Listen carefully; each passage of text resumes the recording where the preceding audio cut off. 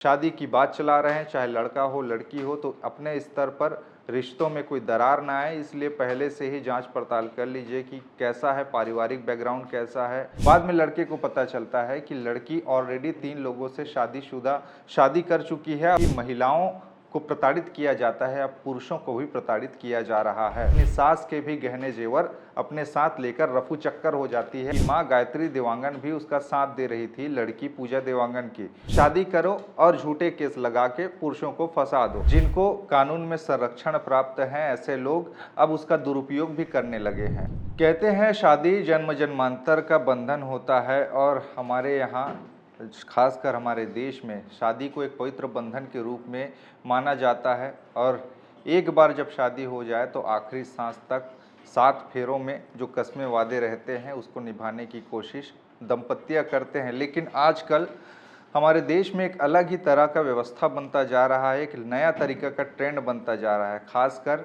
जिनको कानून में संरक्षण प्राप्त है, ऐसे लोग अब उसका दुरुपयोग भी करने लगे हैं। मैं बात कर रहा हूं महिलाओं के लिए बने कानूनों का, जिनका बेतहाशा तरीके से दुरुपयोग हो रहा है। खासकर हर महिला तो नहीं, लेकिन कुछ महिलाएं ऐसी हैं जो आजकल इन कानूनों के आड़ में, जो पुरुष प्रधान समाज में हम कहते हैं कि महिलाओं को प्रताड़ित किया जाता है, अब पुरुषों को भी प्रताड़ित किया जा रहा है। मैं ऐसा क्यों कह रहा हूं? दरअसल छत्तीसगढ़ की राजधानी रायपुर से एक ऐसा ही मामला सामने आया है, जहां पर एक महिला शादी करती है। शादी करने के बाद कुछ दिनों तक अपने पति के साथ में रहती है। दोनों के बीच में ठीक ठाक कुछ दिनों तक संबंध चले, फिर बाद में वो महिला खुद ब खुद चिड़चिड़ापन सा महसूस करने लगती है और आए दिन परिवार में झगड़ा लड़ाई शुरू कर देती है। खुद ब खुद परिवार वालों से झगड़ा करने लगती, पति से झगड़ा करने लगती। पति परेशान होकर रायपुर से अंबिकापुर चला जाता है, ताकि वहां पर चलो सास ससुर के साय में ना रहे, हम दोनों ही रहें। अगर सास ससुर से उनको प्रॉब्लम होगा तो वहां जाकर भी पत्नी झगड़ा करने लगती है। तो पति को समझ आता है कि ये कैसी पत्नी है जो आए दिन रोज मुझसे झगड़ा करती है। यहाँ तक अपनी सास ससुर को सास ससुर भी नहीं समझ रही। लेकिन उसके बाद वो अपने मायके जाने की जिद करती है। मायके जाने की जिद करती है, पति कहता है मेरी नौकरी है, मैं नहीं जा सकता। उसके बाद वो अपने पति को छोड़कर मायके में चली जाती है। मायके जाती है तो जाती है, लेकिन वो सारा गहना जेवरात जो उसके लिए पति ने खरीदे थे, उसके ससुराल वालों ने खरीदे थे, वो सारी चीज़ें लेकर चली जाती हैं। वो अपना तो लेकर जाती ही जाती है, अपनी सास के भी गहने जेवर अपने साथ लेकर रफू चक्कर हो जाती है, अपने मायके में चली जाती है। मायके में जाकर बैठती है। पति इधर परेशान कि मेरी पत्नी मेरे साथ रहना क्यों नहीं चाहती। वो बार बार जांच पड़ताल की कोशिश करती है, और मायके में रहते हुए पत्नी अब एक नया खेल खेलती है। ससुराल पक्ष वालों पर दहेज प्रताड़ना का झूठा केस, फर्जी केस डाल देती है। अब चूंकि कानून है, अगर महिला ने शिकायत कर दिया है पुलिस में कि उनके खिलाफ में कोई हिंसक घटनाएं हुई हैं, उनके ससुराल वालों ने मारपीट की है, दहेज प्रताड़ना हुई है, तो पुलिस भी बाध्य हो गई केस दर्ज करने के लिए, और जांच पड़ताल चलती है। पूरा का पूरा मामला कोर्ट तक पहुंच जाता है। इधर लड़का भी परेशान अपने तरफ से कोशिश करता है केस लड़ने के लिए, लेकिन लड़का पक्ष अंदर ही अंदर जांच पड़ताल करता है कि इस लड़की का बैकग्राउंड क्या है, ये लड़की पहले क्या करती थी, कैसा करती थी। चूँकि उस लड़की की जान पहचान उसको एक सामाजिक व्हाट्सएप ग्रुप से हुई, जहां पर वो लड़की अपना बायोडाटा भेजकर जो लड़के हैं, रिश्ते की तलाश में जो लड़के रहते थे, उनको अपना बायोडाटा भेजती थी, और कोई प्रभावित होकर उनके घर रिश्ता मांगने जाया करते थे। तो ऐसा किस्सा हुआ। बाद में लड़के को पता चलता है कि लड़की ऑलरेडी 3 लोगों से शादी कर चुकी है, और वो चौथे नंबर का है। उसके बाद में उसके पैर तले ज़मीन खिसक जाती है कि उनके साथ ये क्या हो गया, और झूठा केस दहेज प्रताड़ना का भी लगा देते हैं। ये पूरा मामला जो है राजधानी रायपुर के मुजगहन थाना क्षेत्र अंतर्गत सामने आया है, जहां पर एक युवक जिसका नाम डाकेश्वर देवांगन है, उसकी शादी 2023 में एक लड़की पूजा देवांगन नाम के युवती के साथ में होती है, जो ऑलरेडी 3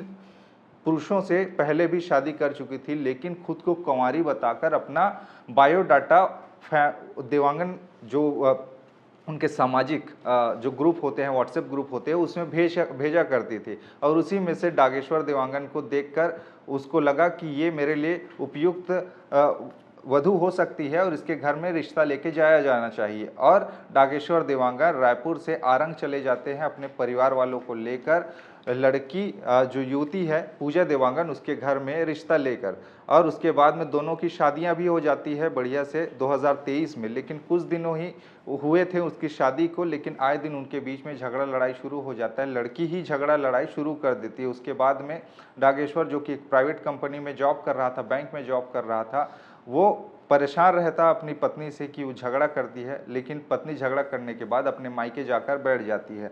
अब इस पूरे घटनाक्रम में उसकी माँ गायत्री देवांगन भी उसका साथ दे रही थी, लड़की पूजा देवांगन की। और वो लड़की ऑलरेडी 2015 से 2023 के बीच में 4 पुरुषों से शादी कर चुकी थी, और डागेश्वर देवांगन चौथा व्यक्ति था जिससे उसने शादी की। पहले भी उसने 3 मर्दों से शादी की थी जिसको उसने तलाक नहीं दिया था, और उसके ऊपर भी झूठे केस लगाए हुए थे, और मामला सलटाने के लिए लाखों रुपए की जो फिरौती है वो मांगने लगी थी, क्योंकि अब महिला ने शिकायत की है तो कुछ ना कुछ गड़बड़ है, ऐसे करके कानूनी प्रक्रिया भी उसी के हिसाब से चलने वाली थी। चूँकि पुरुष ये सोचकर मामला सलटाने की कोशिश करते थे कि हमारे ऊपर कोई आँच ना आए, हम ही फंस जाएंगे, हम ही जेल चले जाएंगे, तो चलो कुछ ले देकर बात बन जाए, ऐसे करके। लेकिन महिला ये सब कर करके आदत पड़ गई थी कि शादी करो और झूठे केस लगा के पुरुषों को फंसा दो, ऐसा करके। लेकिन बाद में डागेश्वर देवांगन को इस बारे में जानकारी हुई शादी के बाद, जब महिला अपने मायके में रहने लगी, तब जाकर कि वो लड़की ऑलरेडी पहले से शादीशुदा है। 12वीं तक वो लड़की पढ़ी थी पूजा देवांगन, और रायपुर के एक अस्पताल में काम किया करती थी। लेकिन उसकी माँ के, यानी कि गायत्री, उसकी माँ और पूजा देवांगन, ये दोनों के दोनों मिलकर अपने ससुराल वालों को परेशान करते थे, प्रताड़ित करते थे कि हम लोग दहेज प्रताड़ना का केस ठोक देंगे, आप लोग इतना पैसा दो, उतना पैसा दो, फर्जी तरीके से, और पूरा का पूरा गहना जेवरात अपने साथ लेके चला जाया करती थी। तो ये ऐसे भी किस्से कहानियाँ होती है। अब खैर, इस मामले में कोर्ट में पूरा का पूरा ये वाद विवाद चला। उसके बाद में कोर्ट ने पाया कि इसमें लड़की की गलती है। लड़की ने पहले भी शादी की थी, और जिसके बाद में उसने तलाक नहीं दिया था अपने पहले के पतियों को, और इसको कंवारी बताकर खुद शादी की। उसके बाद में यहाँ से पूरा गहना जेवरात लेकर अपने मायके में जाके बैठ गई। उसके बाद उल्टा केस इनके ऊपर में थोप दिया, वो भी दहेज प्रताड़ना का। अब इस मामले में संज्ञान लेते हुए कोर्ट ने आदेश जारी किया है कि इनके खिलाफ में ही मामला दर्ज किया जाए, यानी कि आरोपी महिला पूजा देवांगन और उसकी मां गायत्री देवांगन के खिलाफ में मामला दर्ज किया है मुजगहन थाने में, और अब ये मामला पूरा चल रहा है और सुर्खियों के केंद्र में है। तो ऐसे ऐसे भी होते हैं, यानी आजकल विश्वास आखिरकार किया तो किया किस पे जाए, ऐसा वाला पूरा किस्सा कहानी है। अगर आप लोग भी शादी की बात चला रहे हैं, चाहे लड़का हो लड़की हो, तो अपने स्तर पर रिश्तों में कोई दरार ना आए, इसलिए पहले से ही जांच पड़ताल कर लीजिए कि कैसा है, पारिवारिक बैकग्राउंड कैसा है, लड़के लड़कियां करती क्या है, उनकी स्थिति क्या है, इन सब के बारे में, वरना बाद में पछताने लायक और कुछ नहीं बचेगा, ऐसी ही स्थितियां हो जाएगी। खैर, ऐसे मामलों पर आपके विचार क्या है, नीचे हमें बताइएगा अपनी राय, क्योंकि मामला बड़ा अटपटा सा है। अलग अलग शहरों से, अलग अलग राज्यों से, खासकर उत्तर प्रदेश, यूपी, बिहार, ऐसे राज्यों से खबरें इस तरह के सामने आते हैं, और छत्तीसगढ़ में ये अनोखा मामला है। तो आपके विचार इसको लेके क्या है, नीचे अपनी राय बताइएगा। खबरें और भी है जिसके लिए बने रहिए छत्तीसगढ़ के साथ में। नमस्कार।